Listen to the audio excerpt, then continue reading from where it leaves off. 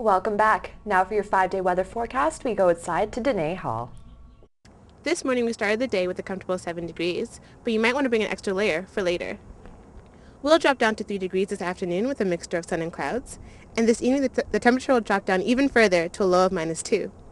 Thursday we can expect cloudy skies with some sunny breaks, a high of 1 degree and a low of -4. On Friday we'll see some clouds as well as with a high of +4 and a low of -4. Saturday we'll have a break from the clouds with sunny skies and a high of 1 degree, and Sunday the clouds will return with a high of 2 degrees and a low of -4. And that's it for your 5-day forecast. Now back to you guys in the studio. Thanks, Danae. The Mexican man accused of beating Canadian Sheila Knabb says he was forced to sign a confession he never read. Jose Ramon Acosta Quintero told the Mexican journalist that he was forced to sign 2 confessions while authorities yelled at him, including one stating he meant to kill Knabb. Quintero admitted he hit Knabb but denied he wanted to kill her. Knabb was vacationing with her husband when she was found badly beaten in an elevator. We have breaking news from Mexico as Mexican officials say they have formally charged Canadian Cindy Vanier. Vanier is said to be suspected of trying to smuggle members of Muammar Gaddafi's family into Mexico. She's been charged with human trafficking, involvement in organized crime, and falsification of documents. She wrote to Canadian officials saying she has been tortured and abused while in custody. In a 6-page letter obtained by CBC News, Vanier outlined the abuses, which include being hit, being denied access to a lawyer, and to Canadian consular officials. Vanier was arrested along with 3 other people in November and detained without charges until now. A Canadian man who had been hiding out in Bahrain has been put in jail today. Nasir Al-Ross has been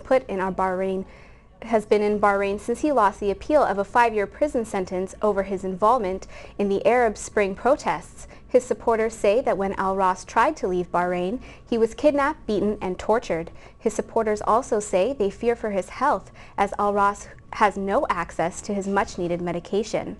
A Canadian government official says that they are working with Bahraini officials on the case. Republican presidential hopeful Mitt Romney has defeated rival candidate Newt Gingrich in Florida's Republican primary vote. In a double-digit win of 15 percentage points, Romney captured 47% of the votes, while Gingrich was a distant second at 32%. With this victory, the former Massachusetts governor is the new frontrunner in the Republican presidential race. The next stop is the Nevada primary on February 4th.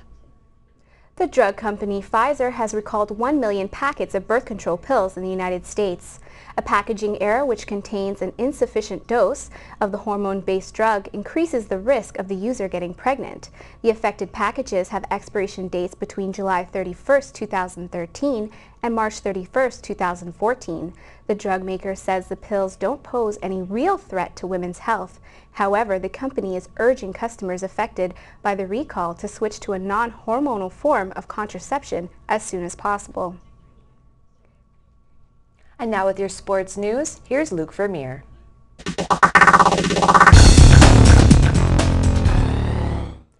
The Humber Hawks men's basketball team are back in action tonight after an 8-day layoff. The first-place Hawks will be hosting bitter rivals, the Sheridan Bruins, in the second contest between the two teams. The first matchup was played in front of a ruckus crowd in Oakville on November 5th, with Sheridan winning a nail-biter 87-84. Bruins guard Khalid Abdel-Gabbar hit 2 clutch threes in the final minute to seal the victory for the Bruins. Going into tonight's matchup, Hawks head coach Sean Collins is confident. I think it just makes it a more interesting game. The Humber-Sheridan rivalry has been going on for a long time, so when both teams are close in the standings or close in the rankings, I think it just adds to the game. Tip-off is set for 8 p.m. in the Humber Athletic Center. The Humber men's and women's volleyball teams were in action last night, taking on the Conestoga Condors. The women beat up on the last-place Condors, extending the Hawks' record to 14-1, and the men also won their matchup 3-0, continuing their perfect season. In NHL action last night, the Toronto Maple Leafs were on the ice taking on the Pittsburgh Penguins. The Leafs jumped out to a 4-1 lead, but late goals by Steve Sullivan, Joe Vitale, and Evgeny Malkin tied the game, and Malkin notched the only goal in the shootout to give the Penguins the 5-4 victory. It was Mikhail Grabowski's birthday, and the center notched 2 goals and an assist in the loss. Despite the loss, the Leafs moved into 8th place in the Eastern Conference and will be right back in action tonight, finishing off a home-and-home as they host the Penguins. Elsewhere in the NHL, the other 6 Canadian teams were in action. The Winnipeg Jets squeaked past the Philadelphia Flyers, winning 2-1 in a shootout. The Montreal Canadiens lost again, this time 3-1 to the Buffalo Sabres. The Ottawa Senators blew a 3-1 lead, losing 4-3 to the Boston Bruins. The Detroit Red Wings got back on track, taking down the hapless Calgary Flames 3-1. The Edmonton Oilers held on to beat the Colorado Avalanche 3-2, and the Vancouver Canucks won a seesaw battle with the Chicago Blackhawks 3-2 in overtime.